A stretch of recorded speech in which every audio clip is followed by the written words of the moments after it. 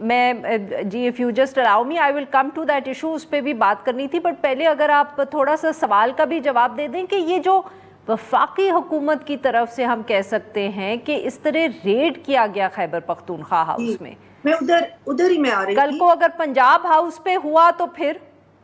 میں اسی چیز پہ آ رہی ہوں کہ یہ ایک پارٹی جس کو کہ پاکستان کے کور ایجنڈاز کے اوپر وہ باقی پارٹیز کے ساتھ بیٹھنے کو تیار نہیں ہے،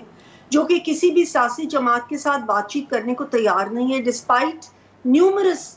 ٹائمز کے تمام پارٹیز نے ان کو کہا ہے کہ آئیں اور اپنے مسئلے مسائل بیان کریں، اس کے باوجود یہ اپنی وہی ہسٹری ریپیٹ کرتے جا رہے ہیں۔ آج 2014 میں جس طرح جب چائنا کے پریزیڈنٹ نے آنا تھا تو انہوں نے دھرنا دے کے ہمارے سی پیک کے پروجیکٹ کو ڈیلے کیا، اسی طرح آج جب ایک بہت امپورٹنٹ ایس سی او کی کانفرنس آرگنائزیشن کی کانفرنس ہو رہی ہے تو انہوں نے بار بار احتجاج کرتے ہیں، یہ کہتے ہیں ہم ڈی چوک میں آئیں گے، اور پھر ان کے جو چیف منسٹر صاحب ہیں ان کی اگر آپ لینگویج دیکھیں، جس طریقے کی وہ چیزیں کہتے ہیں کہ ایک یلغار شذرا صاحبہ یہ پاکستان تحریک انصاف کا کیونکہ رویہ ٹھیک نہیں ہے اس لیے آپ لوگوں نے خیبر پختونخوا ہاؤس کو ریڈ کر دیا۔ دیکھیے